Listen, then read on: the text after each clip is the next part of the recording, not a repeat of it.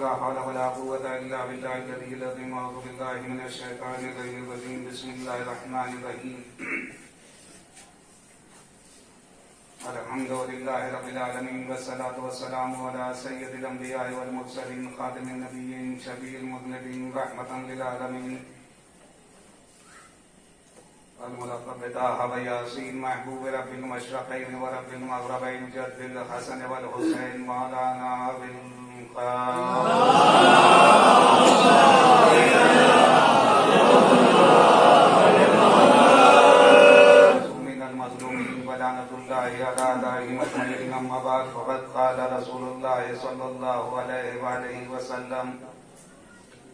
बिस्मिल्लाहिर्रहमानिर्रहीम। फातिमतु बज़तुम मिन्नी सलावत।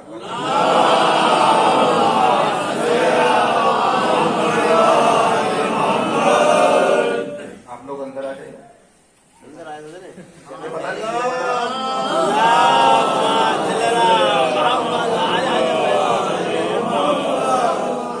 थोड़े से आप लोग आगे से सकाइए, बीच में जगह जगह कह दी है, ये पूरी हो जाएगी। हम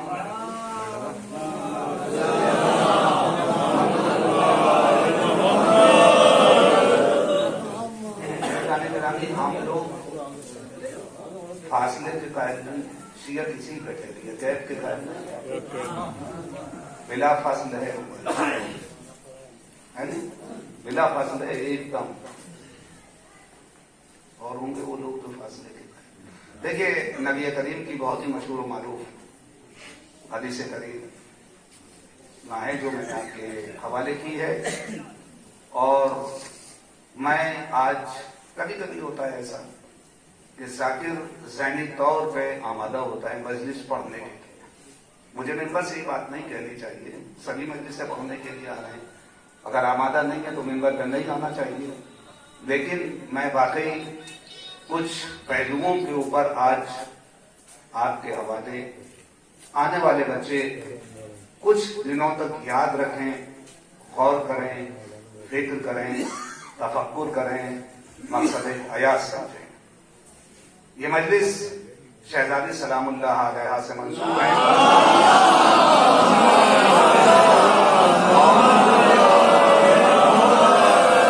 और ये लोग मुबारकबाद के हकदार हैं इदारे कारवान ज़हरा सैफल बरेली के कि ये मुसलसल इस प्रोग्राम को 16 साल से करते चले आ रहे हैं। मेरी इस मिंबर रसूल से, साहिब सलूनी के मिंबर से हकीर की दुआ है, खुदा इन लोगों को सलामत रखे और दिन दुगना तरक्की 2 से 4 हुई है और 4 से 8 ये दिन और फिर एक अशरे में मुंतकिल हो जाए।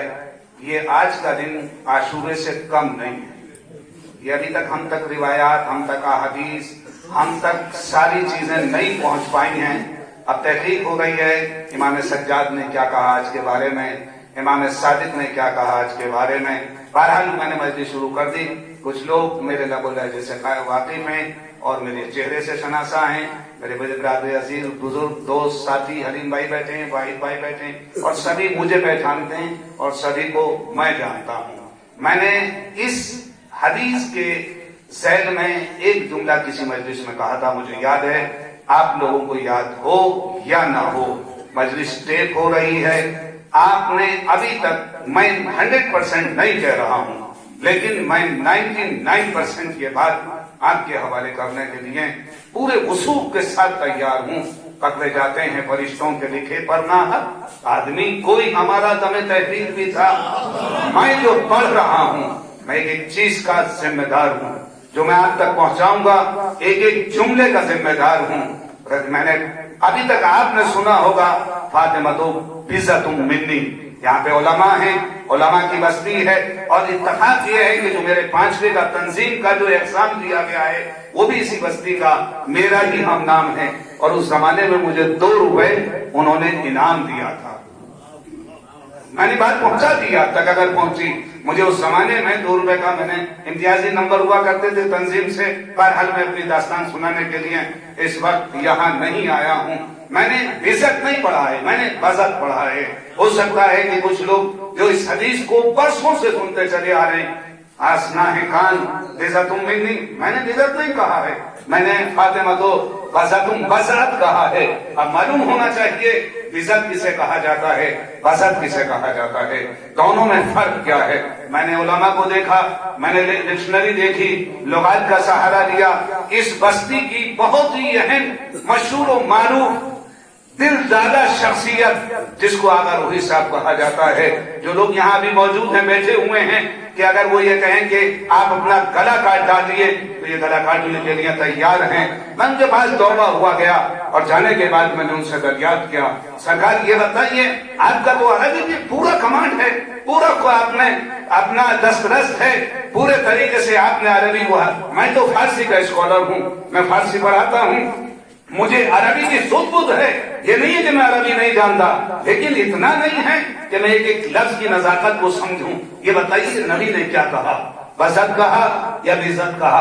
फौरन मेरा चेहरा देखने लगे और देखने के बाद कहा, देखिए टेप हो रही है, जाके आप मेरे बुजुर्ग और हिंदुस्तान की बड़ी अजीम शख्सियत है, मैं किसी पे तबसरा नहीं करता, तेरी दस्तार पे तनकीद की हिम्मत तो नहीं, अपनी पापोश को कालीन कहा है मैंने।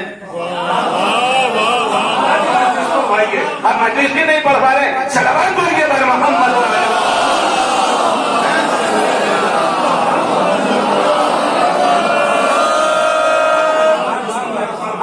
मैं उनके पास दौड़ा हुआ गया और जानने के बाद कहा, सरकार जरा मुझे बताइए नबी ने बिज़त कहा है या बज़त कहा है? मेरा चेहरा देखने लगे, कहा कि मैं अभी तक बिज़त पढ़ता चला आया हूँ और उलमा से सुनता चला आया हूँ। मैंने कहा नहीं, मुझे इख्तलाफ है। उन्होंने फौरन एक लखनऊ की बड़ी शख्सियत को टेलीफोन कर दिया, आयतुल्लाह कहलाए जाते हैं। उन्होंने कहा देखिए सरकार, इस वक्त रात के 1:30 बजे हैं, मैं नहीं बता सकता, मुझे सुबह की नमाज भी पढ़नी है। ये याद रखिएगा, ये मौलवी जाकिर 24 घंटा जाकिर मौलवी होता है। जिस तरीके से जज है, जब आप इससे पूछिएगा तब ये जवाब देगा।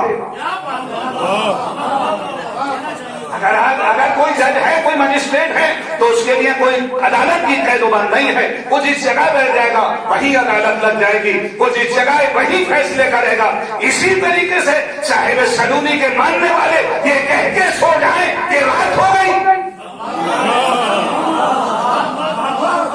ये कह के खामोश हो जाए, उन्हें जवाब देना, ये कहना चाहिए मुझे नहीं मालूम है, ये कहना चाहिए देख के बताऊंगा, या अगर मालूम है तो बता देना चाहिए कि इसका मतलब ये है। उन्होंने यहाँ से लेके पाकिस्तान तक फोन पहुंचा और वहां पे अल्लामा तालिब जौहरी से बात हुई। अल्लामा तालिब जौहरी ने पलट के फौरन कहा, हम लोग अभी तक बिज़त पढ़ते चले, हम लोग आगे बढ़ते हुए इनके मुतनासिब जिसे कहिए जुस्तजू करने वाले, जो इंदारा या मिंदा, जो जुस्तजू करता है वो कुछ पा लेता है। जबकि गलियों तक पहुंचे और जाने के बाद मालूम किया कि ये बताइए नबी ने बिज़त कहा या बज़त कहा। वहां उलमा बैठ गए और बैठने के बाद किताबों को ढूंढना शुरू कर दिया। पता ये चला कि नबी ने बिज़त नहीं कहा है, नबी ने बज़त कहा है। अब दोनों में फर्क क्या है? बिज़त भी अरबी का लफ्ज है, बज़त भी अरबी का लफ्ज है। भाई नबी ने क्या कह दिया, कि बिज़त कह दिया या बज़त कह दिया? पता लगा कि बिज़त कहा जाता है किसी गोश्त के टुकड़े को। नहीं तवज्जो किया आपने, बिज़त कहा जाता है गोश्त के किसी टुकड़े को, यानी कि एक गोश्त का पूरा मुजस्समा है। मसलन आप मुझे समझ लीजिए, ये पूरा एक गोश्त का जो हिस्सा है और इसमें से मेरा हाथ काट दीजिए, ये गोश्त का टुकड़ा आपने अलग कर दिया, तो इसे कहा जाता है बिज़त। और बज़त किसे कहा जाता है? का बज़त है, बज़त कहते हैं कुल के जुज़ को।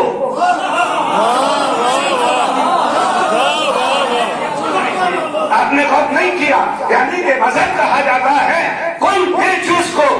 फातिमा नबी के गोश्त का टुकड़ा नहीं है, नबूवत के कुल का जुज़ है।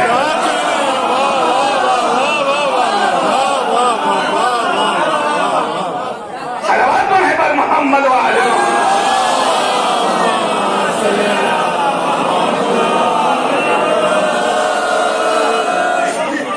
फातिमा नबी के गोश्त के टुकड़े का जुज़ नहीं है, बल्कि शहजादी कुल का जुज़ है। नबी ने क्या कहा? फातिमा तो बज़तुम मिन्नी, फातिमा मेरा टुकड़ा है। नहीं, फातिमा नबूवत का जुज़ है। और कसम खुदा की आप गौर कीजिए, ये कलामे इलाही नहीं है, लेकिन कलामे इलाही से कम भी नहीं है। मसीहत ने, मालिक के कायनात ने, खालिक के कौन मकान है, अपने खत्मी मर्तबा की जबान पे पहरा बैठा दिया, मेरे नबी बोलना मत, जबान न हिलाना जब तक वही ना हो। जो नहीं कर रहे, जब तक हम वही न करें तब तक न बोलना, जो वही हो वही कहना, जो वही हो वही कहना। कहा क्या मतलब? जो हम कहते चले जाएं, इसका मतलब ये है, ये कुरान में नहीं है, मसीहत में है। बड़ी परेशानी है अल्फाज की। कहा कि ये मसीहत इलाही यही है जो नबी कह रहे हैं। नबी ने कहा कि फातिमा तो वज़तुम मिन्नी, फातिमा मेरा टुकड़ा है, मैं यही जुमला कह रहा हूँ। लोग खुश हो गए, मुतमईन हो गए। हर बाप का बेटा बेटी टुकड़ा होता है भाई, हर शख्स है भाई, मैं रहा है और मैंने अपने बच्चे से आपको मिलाया, ये बच्ची मेरी है, मेरी आंखों का तारा है, आप खुश होंगे, दुआएं देंगे। फिर मैंने कहा देखो गलत है, जो इससे परेशान करेगा वो मुझे परेशान करेगा, ये बिल्कुल सूरत है, इसमें कौन बड़ी बात है भाई। मेरे बच्चे को तकलीफ होगी तो मुझे खुद तकलीफ होगी, उसके दिल की धड़कनें मेरी दिल की धड़कनें हैं। अगर बात यही तमाम हो जाती तो मुकम्मल हो जाती कि नबी के जज्बात उभर रहे थे, लेकिन मशीकत ने पलट के कहा मेरे नबी यहाँ न ठहरो, थोड़े से और आगे बढ़ जाओ। कहा कि क्या कहा ये और कह दो, अगर ये नाराज तो वो नाराज।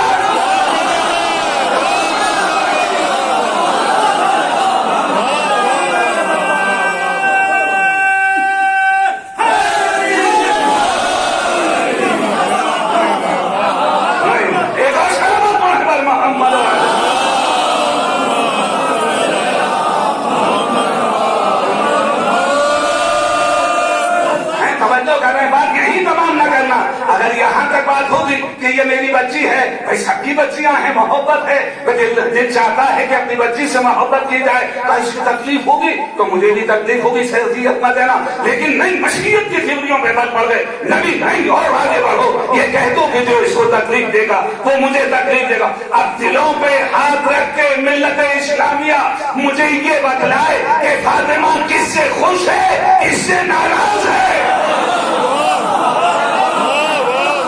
किसी की बात नहीं कर रहा हूँ। कहा कि आज बड़ी तेजी से नारा बुलंद किया जा रहा है, मजिस्ट्रेट हो गई है, मुझे बिल्कुल खतरन डर नहीं है, जहां तक बात पहुंचे पहुंचा दीजिएगा। अभी बैठे हुए थे, हलीम भाई से मैंने एक छोटा सा सवाल कर डाला, हलीम भाई ये बताइए आज हिंदुस्तान के अंदर ये 3 तलाक क्यों है, इसकी जरूरत क्या थी? इस्लामी हुकूमत है, इसमें 3 तलाक की क्या जरूरत थी? कहा के साथ एक हमारे घरों की कुछ औरतें भी सामने आ गई, का साहब इनके हुकूक को प्रोटेक्ट किया जा रहा है। इनकी एक नारा भी बुलंद हुआ, नारी शक्ति जिंदाबाद। इसका मतलब ये हुआ कि औरत कहीं न कहीं कमजोर है। ईमान तभी तो की जाएगी जब मार्केट में वो शय नहीं होगी, जब उसकी वैल्यू बढ़ती चली जाएगी, मार्केट में पेट्रोल आना बंद हो जाए, दुनिया की हर शय महंगी होती चली जाएगी। पेट्रोल की जरूरत है, यानी कि जिस चीज की जरूरत होगी वो चीज महंगी होती चली जाएगी। भाई ये नारी का, ये जो औरत को मजबूत करने का नारा बुलंद हुआ, नारी शक्ति का, ये कहां से आया? इसकी जरूरत क्या थी? क्या अल्लाह ने औरत को कमजोर बनाया था? आप कौन होते हैं अगर अल्लाह ने औरत को कमजोर बनाया, आप उसे मजबूत क्यों कर रहे हैं?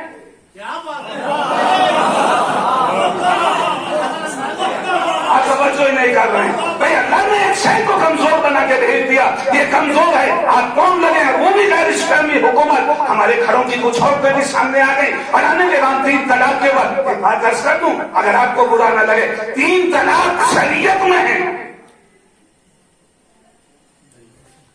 शरीयत में 3 तलाक है, उसमें 3 तहारतों, लेकिन एक तहारत में भी 3 तलाक हो जाएंगे, उसका नाम है तलाक मोहब्बत। बड़ों को तो सभी मालूम है, हलाला भी कुरान में है। ये 3 तलाक, ये शक्ति, नारी शक्ति का नारा क्या जरूरत थी? क्यों बुलंद हुई? क्या सब पार्लियामेंट से, हमारे दोनों हाउसेज से ये पास हो गया कि सब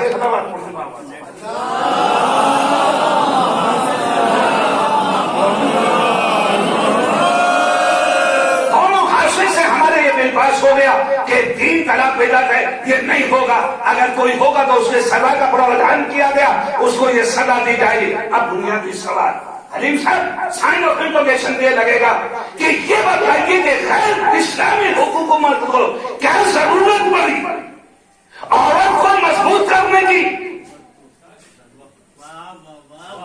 क्या जरूरत पड़ी? बुनियादी सवाल ये है।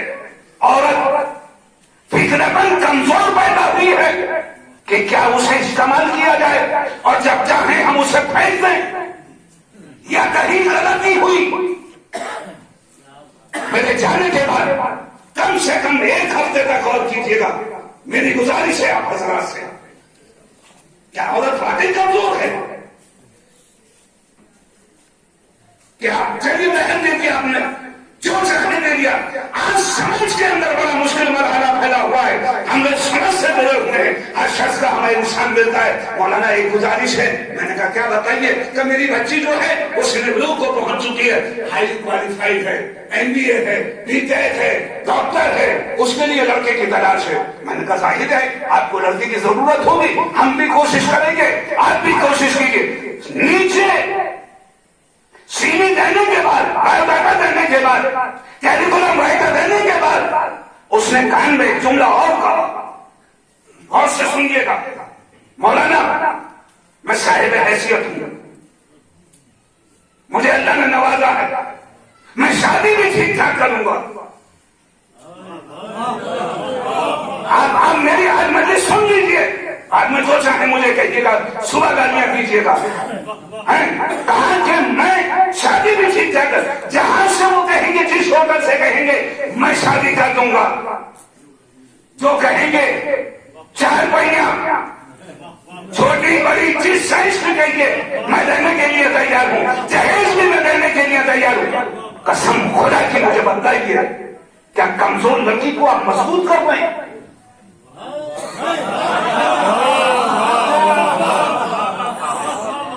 कमजोर लड़की को आप कमजोर कर रहे हैं, कमजोर लड़की को क्या मजबूत कर रहे हैं? नहीं, आपने गौर नहीं किया। नबी करीम ने जब फातिमा की शादी की, मैं चैलेंज के साथ ये बात आपके हवाले कर रहा हूं, उस दौर की हर से जरूरत की दी गई। आपके दहेज की कोई हैसियत नहीं रह गई। उस जमाने में मोटर नहीं थी, उस जमाने में किरेटा नहीं थी, उस जमाने में BMW नहीं थी। जिन चीजों की जरूरत थी, चटाई थी, चक्की थी, जितना मशीनें थी, उस जरूरत की नबी ने सारी दे दी। आप क्या नई चीज दे रहे? आप कौन सी नई चीज दे रहे हैं कि साहब मैं ये दे दूंगा, मैं बारातियों के साथ ऐसा सलूक करूंगा, ये खाने खुराना, मुर्गे मुसल्लम और मछलियां, ये सारी चीजें खिला दूंगा? नहीं, आप मेन रूट से हट गए, आप उसूल से हट गए। ये बताइए कि औरत ये कमजोर कब हुई और कैसे हुई? बहुत अहम पैगाम आज का आपको देके जा रहा हूं। मैंने कहानी के मैं जहनी तौर पे मजलिस पढ़ने के लिए तैयार हूं। बहुत अहम है। औरत पैदाइशी तौर पे कमजोर नहीं थी, इसे कमजोर किया गया, इसे कमजोर किया गया। कब किया गया? नबी करीम इस दुनिया से चले गए, बगैर किसी अपने जानशीन को बनाए हुए, बकौले नबी इस दौर से इस दुनिया से चले गए। नबी का जनाजा घर में रखा हुआ है, मदीने में कोहराम बरपा है, लोग सर पीट रहे हैं। नबी की बेटी अपने सरों पर बालों को नोच रही है, बाबा मुझे किसके हवाले किया? उधर अंसार ने ये कदम उठाया, अंसार ने कदम उठाया कि चलो जल्दी से हम चलते, और चलने के बाद नबी का जानशीन बना गया। नबी का जानशीन बना ले। ये नबी का जानशीन बनाने के लिए जैसे ही दौड़े, उधर से मुहाजिरीन को पता लगा। आज मैं मेन नुक्ता आपके हवाले करके जाऊंगा। अगर आज तक बात पहुंची, अलाधाने आलिया बुलंद है, उधर मुहाजिरीन को पता लगा कि ऐसे ऐसे हो रहा है, ये सारे के सारे वहां चले गए। मैंने मिल्लत इस्लामिया के सामने हाथ जोड़ के अर्ज किया कि ये बताओ तुम क्या कर रहे थे? नबी का जनाजा रखा हुआ था, तुम क्या कर रहे? हम नबी का जानशीन बना रहे थे। ये बताओ नबी ने अपना जानशीन बनाया या नहीं?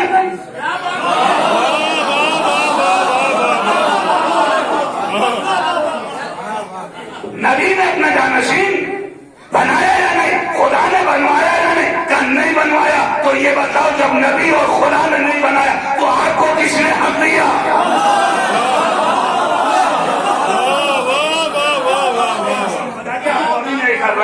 नबी ने नहीं जो काम किया ये आप करने के लिए क्यों बैठे? अभी तो नबी का जनाजा रखा हुआ है, ये आप क्या कर रहे हैं? ये कर क्या रहे हैं आप? क्या नहीं हम जा रहे हैं? जाने के बाद वहाँ बड़ी कभी इंशाल्लाह आपने मौका दिया तो सारी मुदाद आपके हवाले कर दूंगा, तो सब इलेक्शन कर लिया जाए। मैं रहता हूँ हिंदुस्तान में, मैंने पढ़ा कॉन्स्टिट्यूशन, आईन, दस्तूर, संविधान, मेरा पॉलिटिकल साइंस है, सब्जेक्ट रहा है ग्रेजुएशन के अंदर। मैंने बड़ी गहराई से उसका प्रीएम्बल पढ़ा, उसके फंडामेंटल राइट्स को पढ़ा। इलेक्शन के कुछ उसूल हैं, इलेक्शन के कुछ उसूल हैं। ऐसा नहीं है कि साहब शेखर के चेयरमैन का इलेक्शन किए लेते हैं, हाँ बताओ भैया सारे के सारे बैठ जाएं और ये सब के सब शेखर के चेयरमैन का इंतखाब कर लें। अरे सरकार कैसी बातें कर रहे हैं? शेखर के हर आदमी की वोटर आईडी होगी।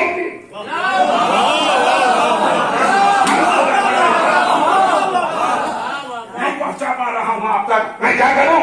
कहा कि नहीं ये नहीं बना सकते, फिर कौन बनाएगा? पहले जनगणना हो, किस साल का आदमी वोट देगा, 18 का, 21 का, 22 का, पहले ये तय होना चाहिए। और जिसका जानशीन है उसके हुदूद अरबा को देखा जाएगा। भाई अगर शेखर का चेयरमैन बना रहे हैं तो शेखर वाले वोट देंगे, हिंदुस्तान का पीएम बना रहे हैं तो हिंदुस्तान पूरा हिंदुस्तान वोट देगा। एमपीओ को सिलेक्शन का, एमपीज का सिलेक्शन होगा, फिर उसके बाद वो एमपीज अपना नेता मुंतखब करेंगे, वो पीएम हो जाएगा। वोट का एक सिलसिला है। सबसे पहला काम होना चाहिए इलेक्शन कमिश्नर अपॉइंट हो।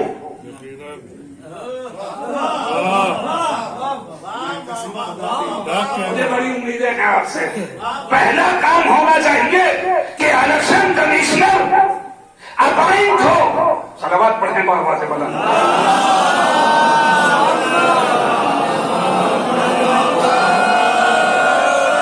सबसे पहला काम है कि इलेक्शन कमिश्नर का अपॉइंटमेंट होना चाहिए, क्योंकि इलेक्शन का नारा है। और जब इलेक्शन कमिश्नर का अपॉइंटमेंट हो जाएगा उसके बाद वो वोटर लिस्ट बनवाएगा। अन्ना रसूल सकलैन, मैं सकलैन का नबी, मक्के और मदीने का नहीं हूं, तो सकलैन का की वोट बने?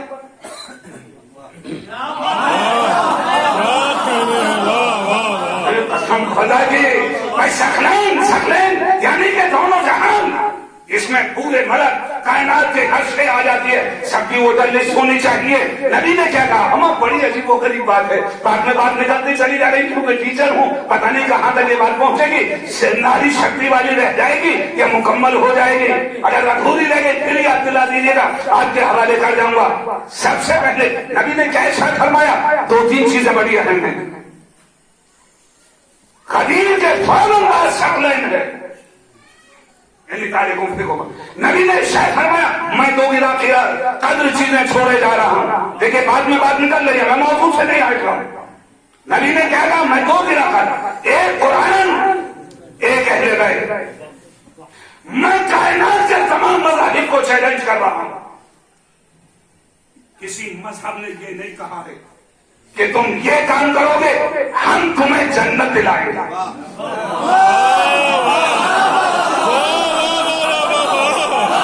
मजहब ने ये बात नहीं कही है। ये कहा है कि ये करिए, नेकियां करिए, आपको स्वर्ग मिलेगा, आपको जन्नत मिलेगी, आपको ये चीजें मिलेंगी, आप वैद से बच जाएंगे, जहन्नम से बच जाएंगे, ऐसे ऐसे करके। ये नहीं कहा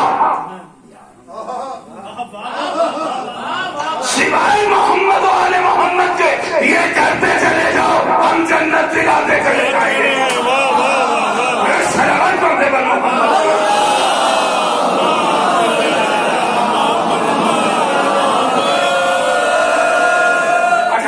थोड़ा सा बड़ा गड़बड़ हो गया, मामला। नबी ने क्या कहा? ये नहीं कहा कि मैं 2 गिरह की अपनी चीजें छोड़े जा रहा हूं, एक कुरान और एक अहले बैत जो इतना कर देगी।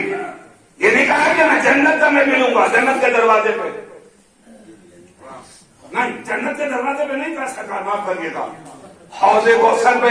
अब मुसलमान मुझे ये तय करके बदला है इन दोनों में डिस्टेंस कितनी है, गूगल मैप इस्तेमाल करिए भाई, दोनों में फासला कितना है। मैंने कोशिश करी कि जन्नत और कौसर का गूगल पे ढूंढू, मिला ही नहीं भाई, कितना फासला है। कहा नहीं, मैं कौसर पे, मैं नहीं कहा हम कौसर पे तुम्हें मिलेंगे, तुम आ जाना और हम वहां से तुम्हें नहीं पहुंचेगा। मेरा वादा हो गया, मैं यहाँ आता ही रहता हूँ, एक नहीं बहुत सारी मजलिसें पढ़ी हैं, मुझे याद भी नहीं है। मैंने कहा जब सबसे पहली मरतबा आया रौनक जैदी साहब मरहूम के सारे सवाब 40 मस्जिद पढ़ने का, मौलाना आप रात की तारीकी में कोहरे में, अभी तक याद है, राइट टाइम वाली गाड़ी 3:30 बजे में उतर गया। मैंने कहा नहीं, वहां आ जाइए बरेली स्टेशन। मैंने कहा सेकंड का रास्ता बतलाइए।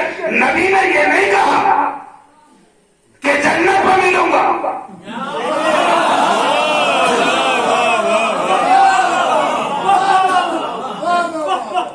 जन्नत में नहीं मिलूंगा, हौज़े कौसर में मिलूंगा। मैंने उनके बेटे से कहा, इत्तेफाक से वो मेरे यहाँ के स्टूडेंट भी रहे, मेरे यहाँ से एडमिट भी किया है। मैंने उनको जब देखा, कहने लगे कि आप वहां आ जाइए बरेली। मैंने कहा बरेली में मजलिस हो रही है, मजलिस तो सेदल में है। क्या वहां पे आपको आदमी मिलेगा सेदल तक पहुंचा देगा?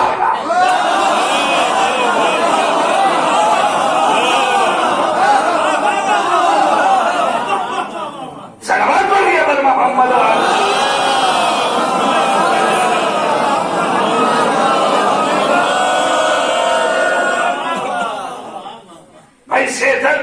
वो पहुंचा देगा आपको। जैसे मैं उतरा वहां से उन्होंने मुझे पहचाना, मेरा लिबास देखा, हाँ यही मजाक साहब है, इन्हें गाड़ी में गए। इसका मतलब ये हुआ कि स्टेशन पे मेरी पहचान भी हो, आदमी सेदल तक नहीं आएगा, पर जैसे ही आदमी कौशल में पहुंचोगे तो शनाख्त हो जाए ये मातमदार।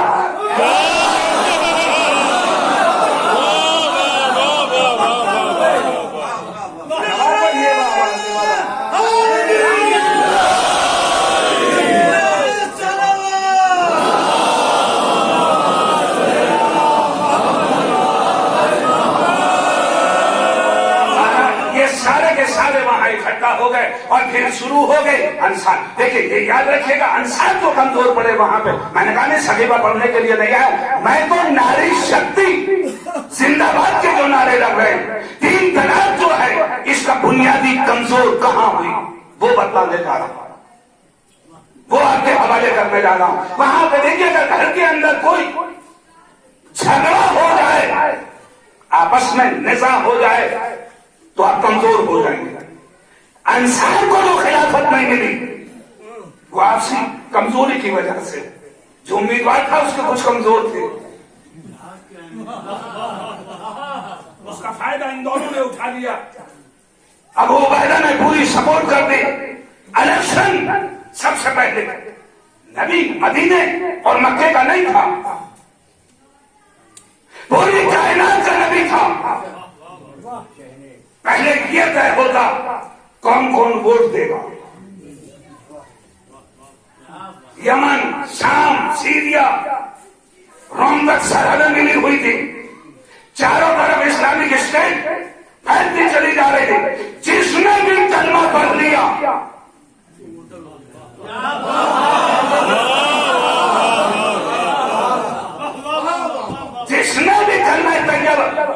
कलमा तौहीद पढ़ लिया वो वोटर हो गया। क्या सारे वोटर? वोट के 2 तरीके हैं, 2 तरीके से वोटिंग होगी।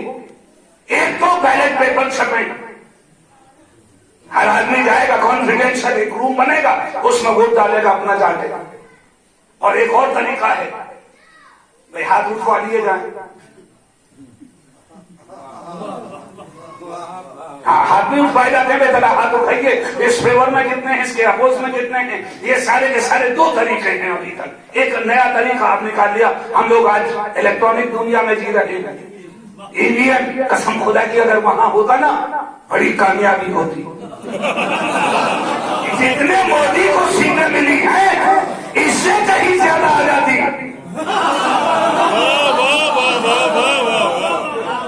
इससे ज्यादा कहीं आ जाती। सबसे पहले ये बताइए, आपने कोई स्ट्रक्चर इलेक्शन का तैयार किया? नबी मदीने और मक्के का नहीं, आलमीन का है। क्या इन्होंने वो जो बाई पोस्ट वोट आता है पोस्टल वोट भेज दिया? नहीं, वो भी नहीं हुआ। चीफ इलेक्शन कमिश्नर कौन था? कौन ये इलेक्शन करा रहा था? कितने वोटर थे? पूरी सामने आनी चाहिए। कितने? अच्छा, उम्मीदवार कितने थे? कौन जीता कौन हारा ये अनाउंस होना चाहिए था पूरी मुस्लिम ममालिक के अंदर। सबको पता चलना चाहिए था कि साहब नबी के बाद इलेक्शन हो रहा था और न ये काम नबी ने किया न अल्लाह ने किया। इसका शर्फ हमें है। ये काम हम कर रहे हैं, ना ये अल्लाह ने कराया है ना हमने, न नबी ने कोई बनाया है। अच्छा चलिए, आपने इलेक्शन कमिश्नर में क्या तरीका, क्या वोटिंग हुई वहां? कितने लोगों ने वोट डाला? हाथ उठे? पहले पेपर तैयार हुआ? कुछ नहीं तैयार हुआ। क्या हुआ? पहले तो तकरार होती रही। वही तकरार जो नबी की बेटी के घर से और शकीबा के दरमियान में मस्जिद में तय हुआ, वहां जो तय कर लिया था ये होना है, ये होना है। 1.5 घंटे की गुफ्तगू है मस्जिद के अंदर बैठ के। मैं ये कहूंगा तुम ये कहोगे। ये जो आप कह रहे हैं ना कि साहब ये दोनों चला रहे हैं, ये दोनों ही पहले से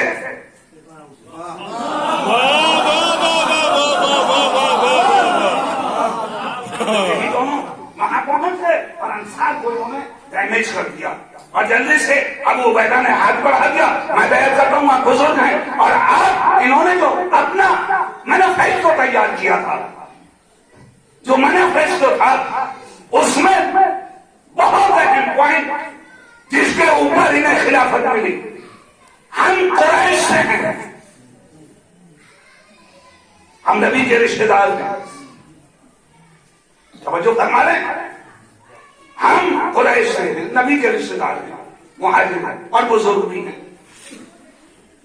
एक बुजुर्ग का हर्ष आदम के मुकाबले पे देखा जा सकता, वो तो हटाइए। अब आगे कुरैश की बात।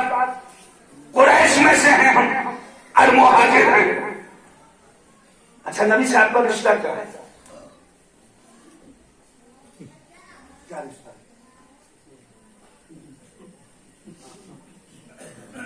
बोलो, मेंबर से कहूं? नहीं, मुसलमान वो बात की बात है कि बताइए, मेंबर से कहूंगा ये जात बंद रिश्ता है।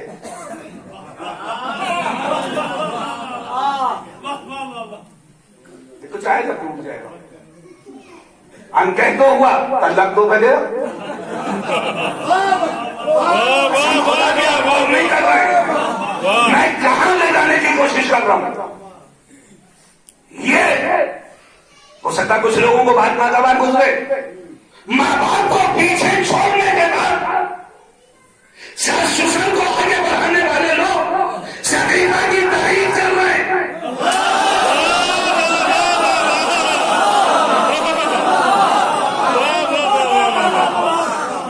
ये शकीबा की तारीफ हो रही है।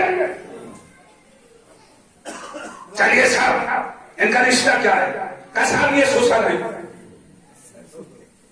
क्या करूं, यही का रहने वालों, लखनऊ का थोड़ा ही।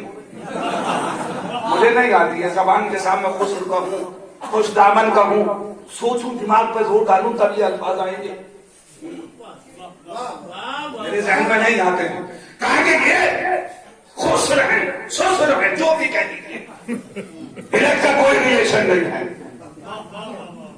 खूनी कोई रिश्ता नहीं है। खूनी रिश्तेदार कहां है? जब मेरे मौला को पता चला इतने पास का थोड़ो कहें था नबी का रिश्तेदार कौन है? मुझे बताओ, मुझसे ज्यादा नबी का रिश्तेदार। मैं सदाब चचादार भाई, मैं उनकी बेटी का शौहर, जो नबी का दादा,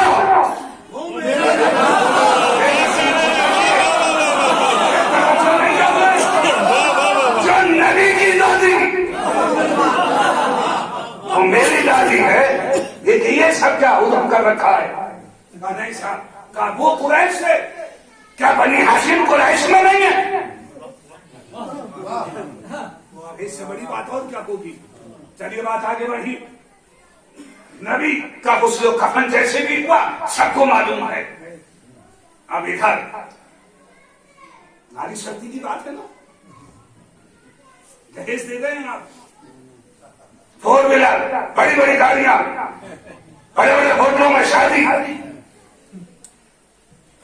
सकीफा की सबूत कर दिया। सकीफा की हमने बच्चियों को कमजोर कर दिया। फौरन आए और आने के बाद खिलाफत तो मकसद था ही, जो सबसे बड़ा मकसद था। और सुबह कयामत तक हमारी औरतें कमजोर रहेंगी, उसके पीछे पहलू ये था कि बेटी का हक छीन लो।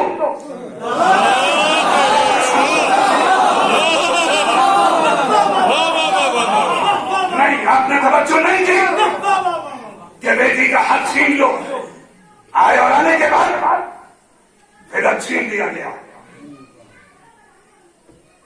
खदीजतुल कुबरा की बेटी, मलकतुल अरब की लाडली, खत्मी मर्तबा खुद न खाए, गरीब मिस्किन यतीम मस्किनों को खिलाते। खुद न खाए, गरीब मिस्किन यतीमों को खिला दे, अपने घर का लौटा दे। वो चादर सर पे डाली, सूरज की किरणें बालों पर न पड़ी, वो घर से निकली। काहे के लिए? काहे के लिए? फातिमा को किधर की जरूरत? कसम खुदा की ठोकर मार दे, पलट के न देखे। उसे अपनी जरूरत नहीं थी, उसे अपनी जरूरत नहीं थी। उसको नारी शक्ति का नारा जो है, इसको बुलंद करके सुबह कयामत तक के लिए बेटियों को महफूज करना था।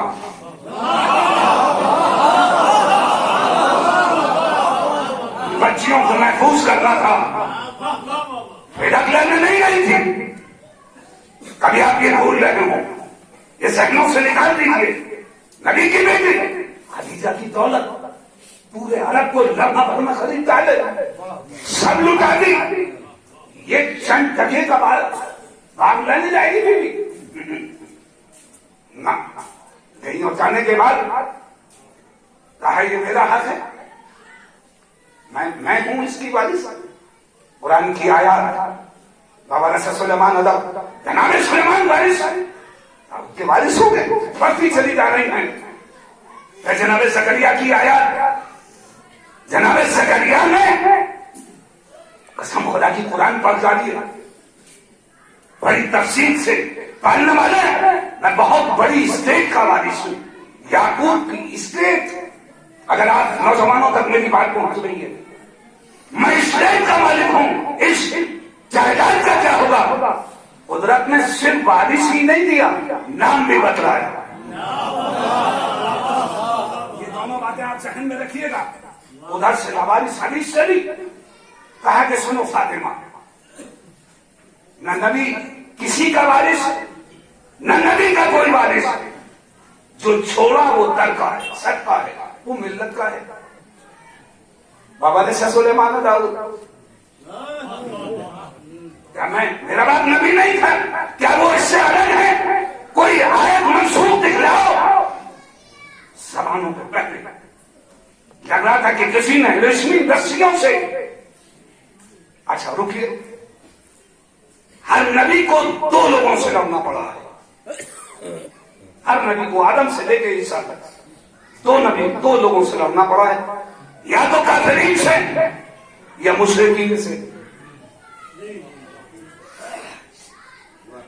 या तो काफिरीन से या मुशरिकीन से। हमारे नबी को तीनों से लड़ना पड़ा।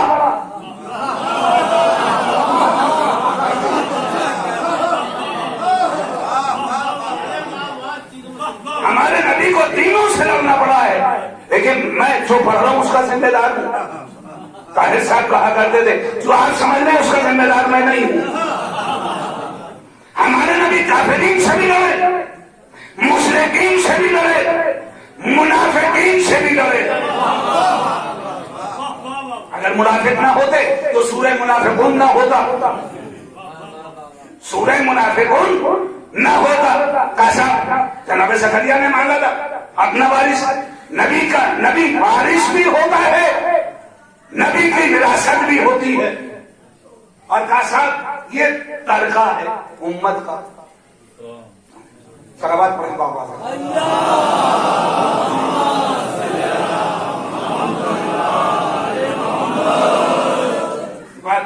बहुत देर कर दी हुजूर आते हैं।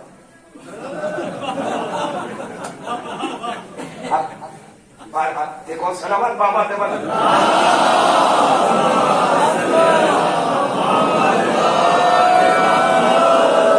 नबी की बेटी ने आयत पेश करी कि नबी वारिस भी है और नबी का वारिस भी है। नबी ने शायद फरमाया ये याद रखना कि अगर कोई मेरी तरफ हदीस मंसूब करे, कुरान से टकरा जाए, दीवार पर अटक दो। कुरान की अहमियत है, कहीं से जाली किसी हुरैरा गेट से आ गई होगी, सी दरवाजे से आ गई होगी, कहीं से फेंक देना, हटा देना। और हम सब के सब 14 से जो मंसूब कर दे अहले कुरान है तो हम अगर कुरान से जो छोड़ रहे हैं वो तरीका। अब थोड़ा सा मेरा साथ दीजिए, आसान को बुलंद कीजिए। शायद बड़ी कीमती बात मैं कर रहा हूं। नबी ने जो छोड़ा वो तरीका है, मिल्लत का है? जो भी नबी ने छोड़ा वो सब मिल्लत लूट ले जाए लूट के। भाई ये मेरा, ये मेरा, ये मेरा। हमारा होगा तो पूरी कौम का होगा, उसकी भी तकसीम बराबर हो कि किसको कितना दिया जाएगा, उसका भी एक हिसाब होना चाहिए। अच्छा ये बताइए कि ये जो तरीका है, सरकार तवज्जो चाह रहा हूं, भरपूर तवज्जो। ये कब है? नबी की हयात में या नबी की वफात के बाद? कब है? मौत के बाद। जैसे नबी का दम निकला, जिस्म से रूह परवास करी, ये सब मिल्लत का हो गया सब। अब नबी के पास कुछ नहीं बचा। मुतवज्जे है पढ़तू, जब नबी के पास अब कुछ नहीं है तो ये दफन कहां हो? कसम खुदा की आपने तवज्जो नहीं की, नहीं गौर किया। सलावत पढ़िए पर मोहम्मद वाले मोहम्मद।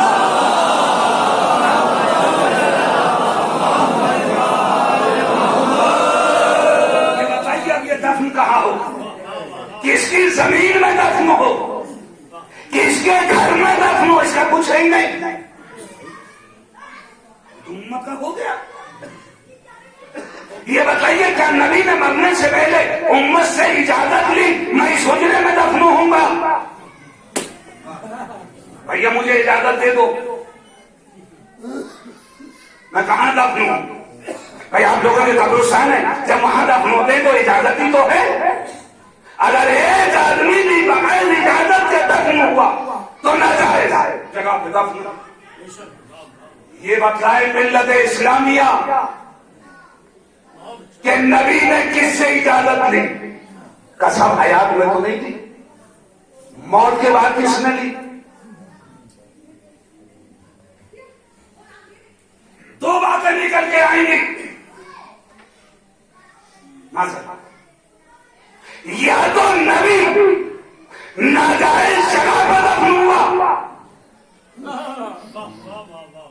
नबी की अपनी कोई जगह नहीं थी। माज़अल्लाह, अगर नाजायज नहीं है तो उसकी प्रॉपर्टी उसकी बेटी की है। तीसरा कोई रास्ता नहीं है। एक पता नहीं कहां से लाया गया का साहब नबी का जहां इंतकाल होता है वो वहीं दफन हो जाता। हमें छोड़िए, जनाब आदम का इंतकाल कहीं हुआ, दफन कहीं हुआ। जनाब शीश का इंतकाल कहीं हुआ, दफन कहीं हुए। मैं कई नबियों के नाम बता सकता हूँ। अब नबी की लाडली चली और चलने के बाद खड़ी अपना हक मांग रही है कि लाओ कि नहीं। नबी की बेटी ने हिबानामा दिया, आपको सब मालूम है। आज इस मजलिस में ये बात तय हो जानी चाहिए कि हम अगर सकीफा को सपोर्ट करें तो जहेज पर जोर दें। अगर हमें सकीफा की मुखालिफत करनी है, बेटी का हाथ दे दे।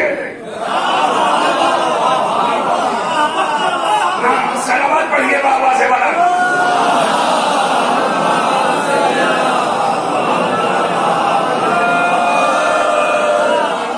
बेटी का हाथ दे दें, उसे जहेज से जरूरत नहीं है। पर जैसे ही घर से निकली अनभट प्रॉपर्टी, जितनी नबी ने जरूरियात की चीजें दे दी हैं आप दे दीजिए। सिर्फ सकीफा में अगर कसम खुदा की मिंबर से कसम खा के कह रहा हूं, बेटी का हक मिल जाता, न 3 तलाक आती, न नारी शक्ति आती।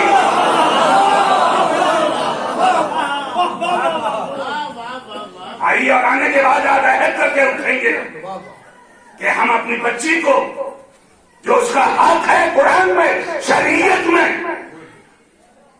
2 हिस्से बेटे के, 1 हिस्सा बेटी का दे दीजिए। इधर से मजबूत 1 हिस्सा लेके जैसे ही चली, घर में कदम रखा, शहर में चेहरा देखा, मेरी प्रॉपर्टी में इतना हक तेरा।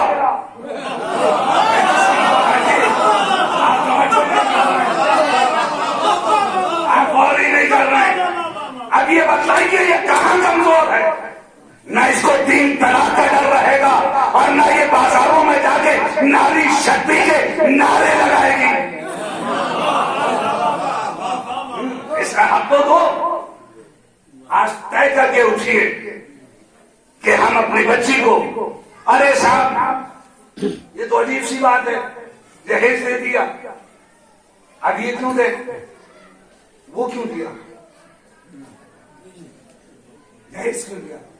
जो जरूरियात थी वो दे देते, इसका हक दे दिया। कसम खुदा की घर के अंदर अपने सीना चौड़ करे, कोई निगाह उठा के न देखता, वो खुद कफील होती ना उसे नौकरी की जरूरत होती, ना उसे किसी चीज की जरूरत होती। जैसे रुखसत हो बाकायदा तरीके से आप उसका हक उसके हवाले कर दीजिए। और जैसे ही शौहर के घर में कलम रखे, अगर मेरे पास अल्फाज नहीं, कुछ लोगों को नागवार गुजरेगा, शौहर फौरन चाहे अब 3 तलाक हो या नारी शक्ति हो, वो अपने घर में मजबूत हो चुकी है, इसकी बुनियाद पड़ी। और ना ही कोई बेटी सती होती। ये सती जो हुई है उसके पीछे भी यही राज है, उसके पास कोई उसका हक नहीं था। अगर हक होता तो ये कभी सती ना होती, आसारों में ना जाती, उसके पास अपना इतना होता। अगर रसूल की बेटी को, रसूल की बेटी को, रसूल की लाडली को उसका हक मिल जाता, आज ये लानत ना होती।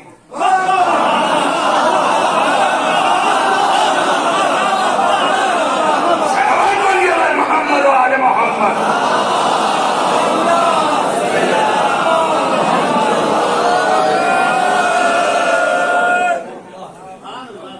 मामूली आते में तो बस तुम नहीं, मैं तो रोज बेटा चुका की सब नहीं है, गलत है, ये याद रखिएगा। ये किसने इसे अजियत दी, उसने मुझे अजियत दी। मां कसम खुदा की बात ऊपर चली गई।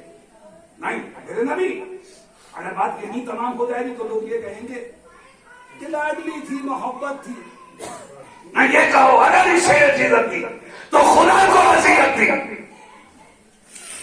मैं मोतबर सही किताबों से ये साबित कर सकता हूं, नबी की लाडली ने कुछ लोगों के सलाम का जवाब नहीं दिया, नहीं दिया, नहीं दिया। और कुछ बीतियों के भी नाम है, कुछ पर्दा नशीनों के भी नाम नहीं किए। बहरहाल नबी की लाडली वापस आ गई। कौन? जुज़्वे रिसालत, जुज़्वे रिसालत, फजल नबूवत का रुतबा। अली आए और आने के बाद अली से सिफारिश की कि हम पूरा एक मुकालमा है, पूरी इसमें बहस है। इन्होंने सलाम किया, शहजादी ने मुंह फेर दिया, सलाम का जवाब नहीं। मुझे याद नहीं आ रहा है कि मैंने किसी मजलिस में यहां पढ़ा या नहीं। ये याद रखिएगा, उलमा बैठे हुए हैं, सलाम का जवाब वाजिब है, सलाम वाजिब नहीं है, जवाब सलाम वाजिब है। अच्छा ये बताइए, शिया पूरी दुनिया शियत की 1400 साल से, और इसकी बुनियाद जो रखी गई है करबला में, करबला नहीं है। इमाम सादिक अलैहिस्सलाम ने इरशाद फरमाया है कि इसकी बुनियाद सकीफा में रखी गई, हमारी खूने से। इतने हमें बगदाद की दीवारों में चुनवा दिया गया, हमारे खून से गाला तैयार किया गया। आज भी शिया मौजूद है। दुनिया की सुपर ताकत कहां पर? कलेजा हिल रहा है रात को बाउलों की तरह, कसम खुदा की। सुबह को हम सोचे क्या स्टेटमेंट देगा, अमन की बात कर रहा है,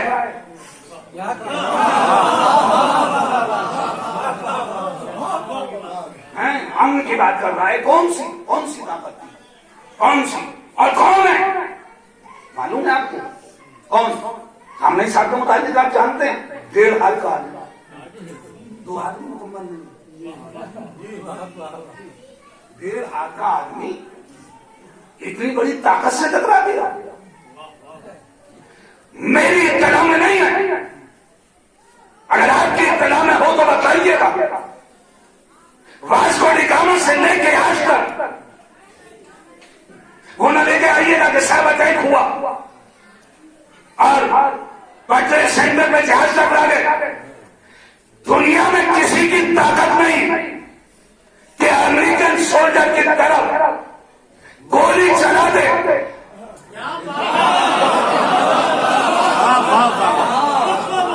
उस मुल्क का कलेजा फट जाएगा। मुल्क का हमें कौन सी ताकत थी कि चंद लम्हात के अंदर अमेरिकन एयरबेस के ऊपर 1 2 नहीं 22 मिसाइल मारे। मैं बता दूं, आपके हवाले कर दूं, हमें जब नायब ऐसा है तो आका कैसा हो।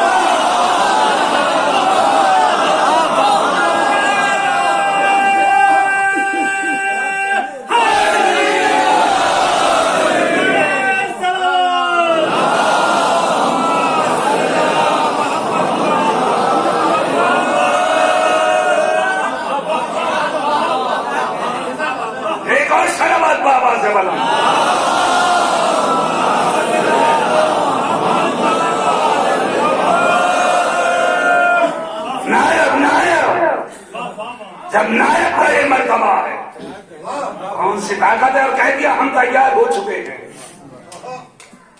हम डरने वाले नहीं हैं, हम खौफजदा नहीं हैं। पूरी दुनिया नहीं। फिर गौर कीजिए, फिर गौर कीजिए, दुनिया की सबसे बड़ी ताकतों में से एक ताकत यजीद की। रोम तक चारों तरफ कम से कम 1 लाख तो थे करबला में।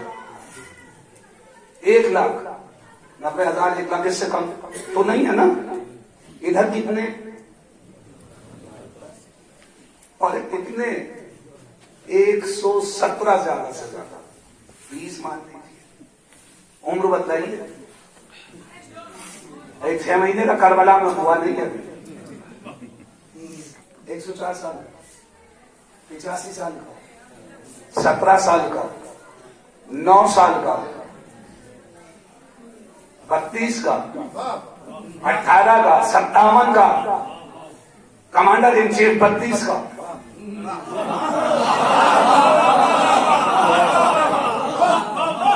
सरपरस्त 57 का। उधर क्या है? 1 लाख। इधर कितने? 72 रटे रटाए कितने? 72, कुल 72। उधर क्या है? इधर क्या है? उधर बेचैनी, इधर सब।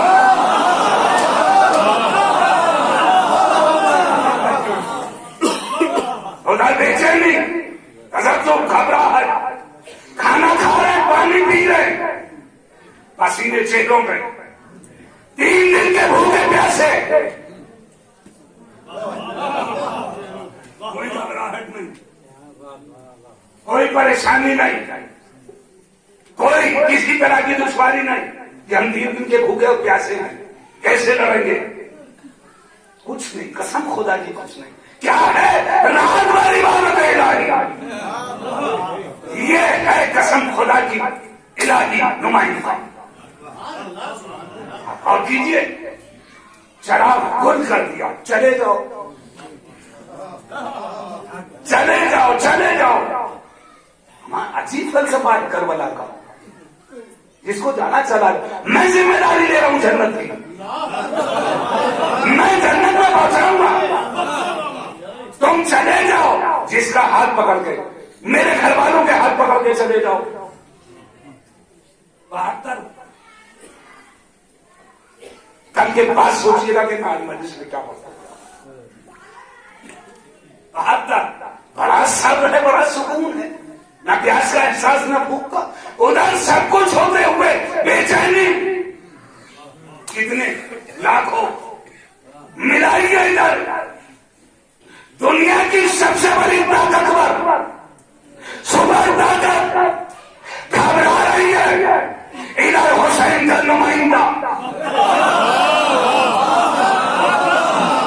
करबला से लेके आया है। करबला से अपने अंदर करबला को सुनो लीजिए।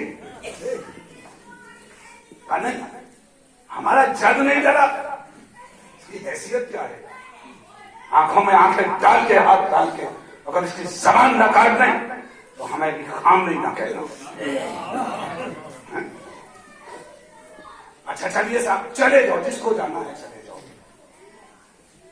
और क्या कीजिए, फिक्र क्या कीजिए, तदब्बुर कीजिए, करें चले जाओ। अच्छा भाई चले जाएंगे, नहीं जा रहे रुक गए।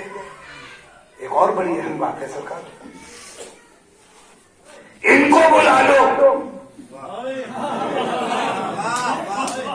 नहीं पहुंची बात, तो साथ में उनसे कह रहे हैं कि चले जाओ, हबीब आ जाओ।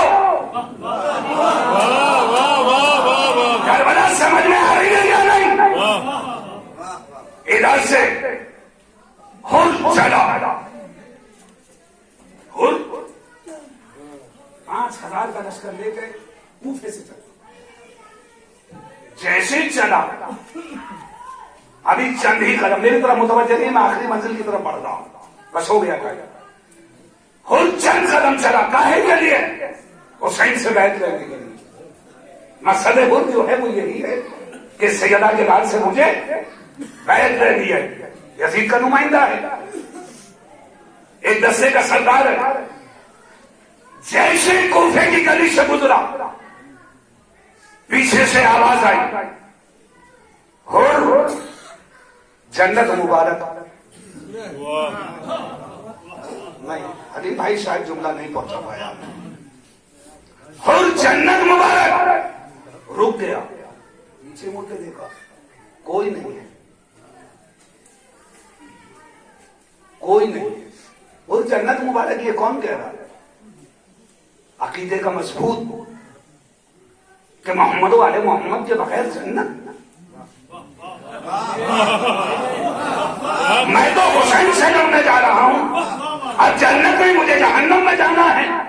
पीछे से आवाज आ रही है और जन्नत मुबारक। समझ में आ गया कि हुसैन ने एक दिन के लिए जंग को मुलतवी क्यों किया। उसे मेरी मां ने जमानत दे दी। मैंने पढ़ चुका।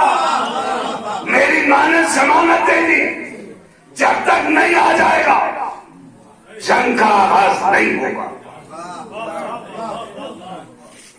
घर से लाखों के लश्कर को छोड़ के, सब ऐशो आराम छोड़ के इधर आ गया। बहरहाल अगर नबी की बेटी को, नबी की लाडली को उसका हक मिल जाता तो आज कोई बच्ची इतनी कमजोर ना होती कि गैर लोग, गैर इस्लामिक हुकूमत 3 तलाक बिल का बिल पास करे, नारी शक्ति के नारे लगे। अगर फातिमा को फातिमा का हक मिल जाता तो हम सब अपनी बहन बेटियों को उसका हक दे देते। लड़की को बड़ा मजबूत किया गया है।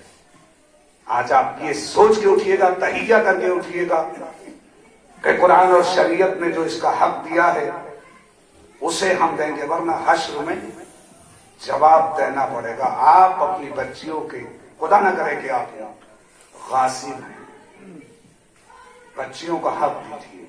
पूछिए उलमा से जाके कितना हक है इसका, उसी हिसाब से निकाह तकसीम कर दीजिए। कोई जरूरत नहीं है न अदालत की, न कोर्ट की, न कचहरी की, न जज की, न समाज की, न पंचायत की, कोई जरूरत नहीं है। इस्लाम ने इसको बहुत मजबूत रखा है और इस मजबूती को बचाने के लिए नबी की लाडली भरे दरबार में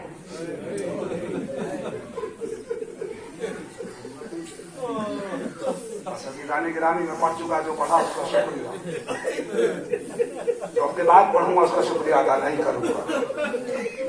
उसका शुक्रिया अदा करने वाली आज अपना शिकस्ता पहलू लेके आ गया।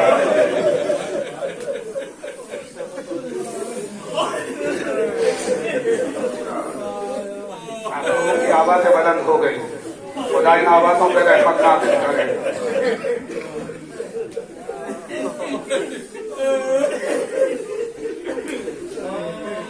शायद आज का दिन 10 मुहर्रम से कम नहीं है। इमाम जाफर सादिक अलैहिस्सलाम ने इरशाद फरमाते, मेरी दादी की शहादत 10 मुहर्रम से कम नहीं है।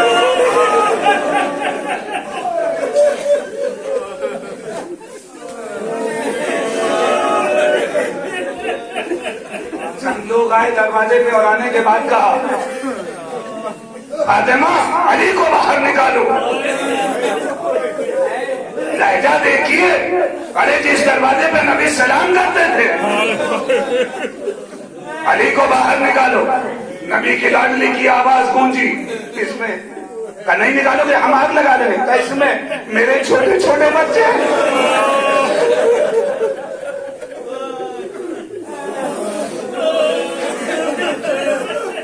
इसमें मेरे छोटे छोटे बच्चे का हुआ करे।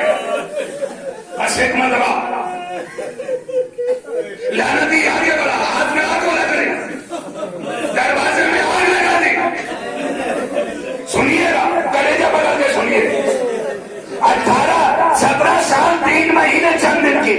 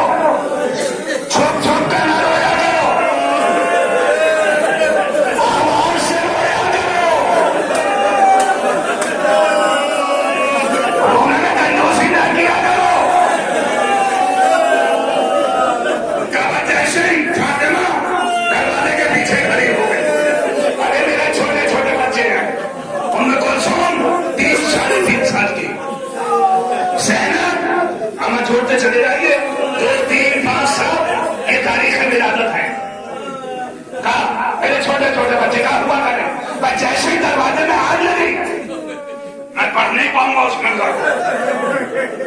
दरवाजा चलता हुआ एक मरतबा धक्का दिया गया, लकड़ी के दरवाजे में जो कीलें थी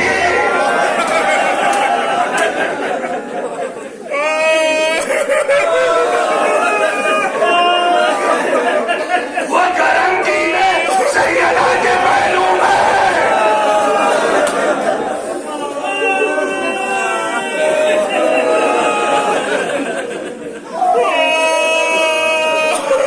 सैयदा के पहलू में चली गई गरम कीलें, बच्चे की शहादत हो गई, शहजादी बेहोश हो गई।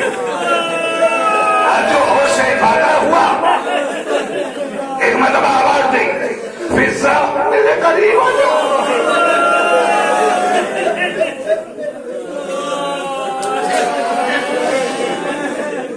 फिजा मेरे करीब आ जाओ। जैसे ही जनाबे फिजा आई, एक जुमला कहा, फिजा मेरा कलेजा पट रहा, फिजा मैं अली की अमानत की हिफाजत न कर सकी। अरे मेरा मौसिम शहीद हो गया।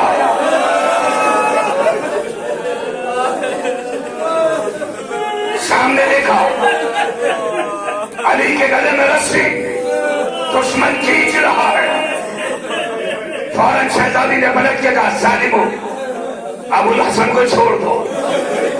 अम्मा कसम खुदा की गौर कीजिए, कितना मसलूमी का जुमला नबी की बेटी कह रही है।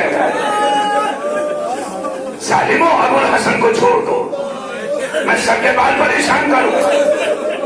बस ये कहना था, मस्जिद नबवी की दीवारें बुलंद हो गई। मैं कहूंगा शहजादी, आपने अभी बाल परेशान नहीं किए थे, मस्जिद नबवी की दीवारें आए करबला।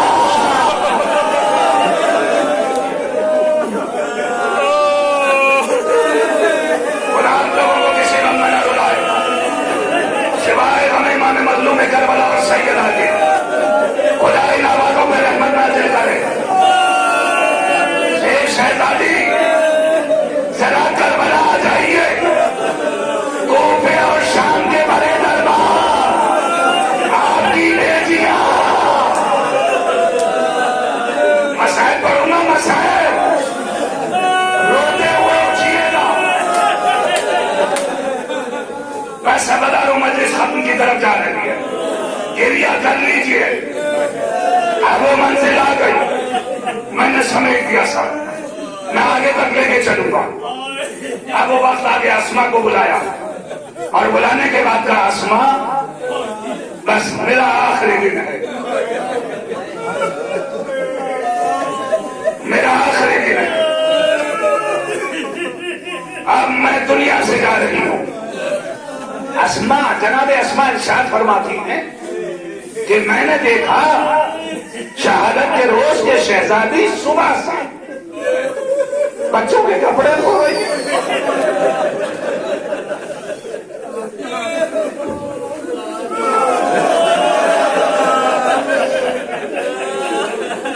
हमारे से ला रही है, कपड़ों को धो धो के तय सुखा के तय करके रखती चली जा रही है।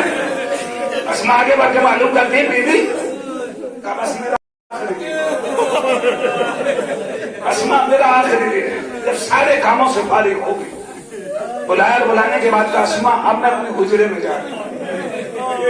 जब तक तस्बीह और तहलील की आवाज, समझना तुम्हारी शहजादी जिंदा। और जब तस्बीह और तहलील की आवाजें आना बंद हो जाए तो समझना अब शहजादी दुनिया में न रही। सुनिए, कलेजा पकड़ के सुनिए। अस्मा, मैं तुमसे चंद वसीयतें करना चाहती हूँ। जनाब अस्मा ने हाथ जोड़े, बीबी बताइए क्या काम। इस बात का ख्याल रखिएगा, मेरे बच्चों को आते बच्चे मेरे बर्दाश्त नहीं कर पाएंगे। पहले उन्हें खाने पानी को पूछना। सुनिए, कलेजा पकड़ के कहा, अस्मा कहाँ? मेरे हुसैन को प्यास बहुत है।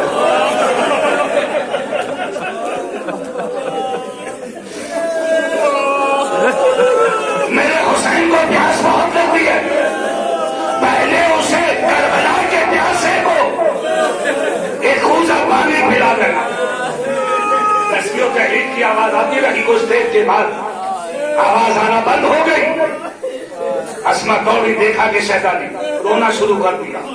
कुछ देर के बच्चे, छोटे छोटे बच्चे, 11 हिजरी 2 और 3 हिजरी के ये दोनों बच्चे दौड़े हुए आए, अम्मा को सलाम किया। कहा हमारी अम्मा, कहा ठीक है बच्चों पहले खाना खा लो। हमने बगैर माँ के खाना खाया? अम्मा खैरियत तो है क्या? हमने बगैर माँ के खाना खाया? बस ये सुनना था। अस्मा एक मरतबा कूजा लेके आगे बढ़े, एक करबला के प्यास है।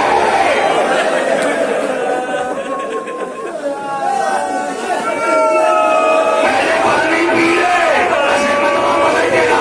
अम्मा, हमारी अम्मा दुनिया में न रही। फेंके दौड़े हुए मस्जिद पहुंचे, मस्जिद चले गए। थक गए क्या? थक गए? अशायद में थक गए। अरे वो तो 12 महीना रोटी हर रोज अपना शिकस्त पहलू लेके, आपको मसाइल ज्यादा लग रहे हैं? अरे शहजादी से मालूम करो।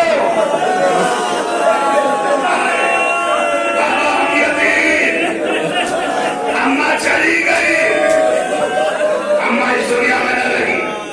मेरा मौला है उसको कफन कर देता। मसाला यह बता दो, अब मैं देखता हूं कौन नहीं रोएगा, देखता हूं किसकी आंख से आंसू नहीं गिरेगा। क्या नहीं रोइएगा? घर जाके रोइएगा। बस जैसे ही जनाजा तैयार हुआ, गिलीम में रख दिया गया। मेरा मौला आगे बढ़ा, बच्चों की तरफ मुखातिब, बच्चों आगे बढ़ो, अपनी माँ का आखिरी दीदार करो। ज़ैनब उम्म कुलसूम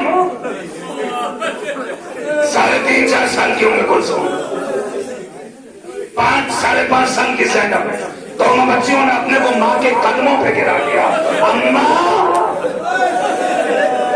अम्मा, ये हमारी उम्र यकीनी की नहीं है। अम्मा, अभी ये उम्र।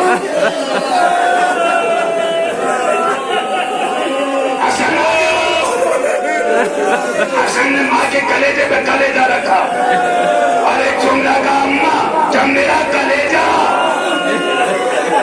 टुकड़े हो जाइएगा और मैं लगन को सहारा दूंगी। इतने में अली ने क्या देखा कि हुसैन एक कोने में बिलक बिलक के रो रहे। कहा हुसैन तुम भी आ गया हो? कहा बाबा, बाबा मैं नहीं आऊंगा जब तक मेरी माँ मुझे नहीं बुला लेगी। बस ये कहना था, अन्य कमाई टूटे।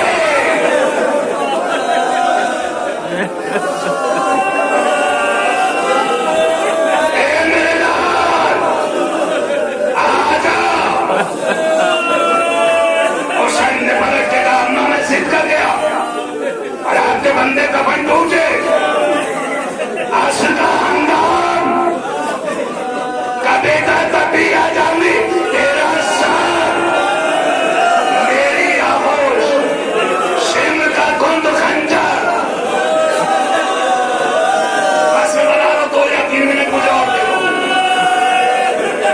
मैं मजलिस खत्म कर देता।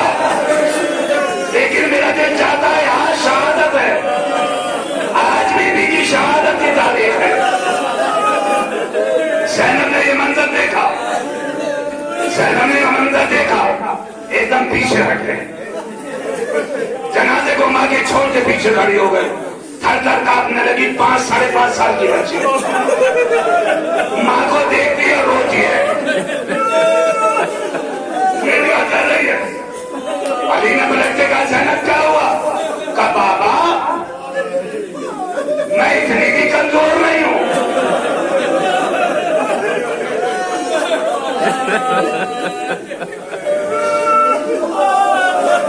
क्या मतलब? कल मेरे भैया हुसैन ने जिद करी, बंदे कफन टूटे। कहा मुझसे अम्मा वादा करे, जब मैं बुलाऊंगी, जब मैं जिद करूंगी, अरे कसम खुदा की मर जाएगी या हुसैन कहते, जब मैं जिद करूंगी मेरी जिद पूरी करेंगे।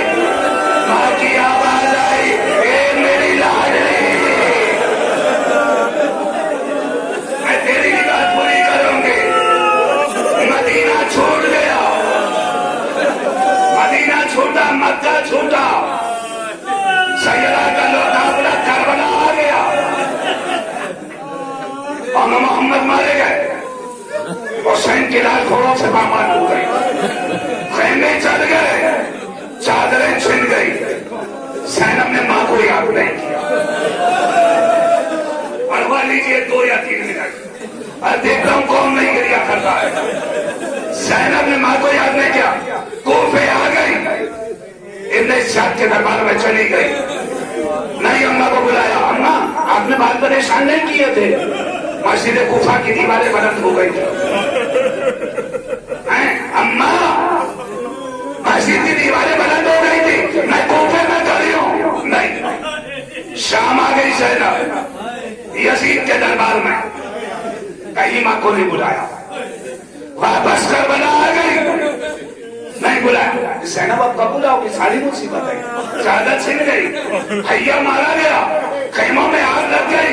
करबला से कूफा, कूफा से शाम, पलहना सर आ गई। अब मदीने आ गई सैनब। अब मैं आपसे रोने के लिए नहीं कहूंगा।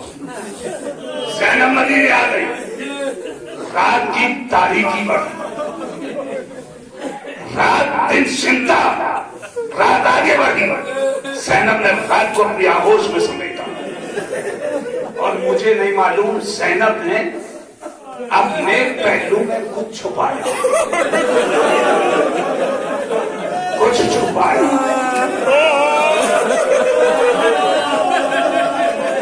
क्रिया करते हुए उठिएगा, मैं वादा कर रहा हूं। सैनब ने अपने पहलू में कुछ छुपाया, सज्जाद के पास है।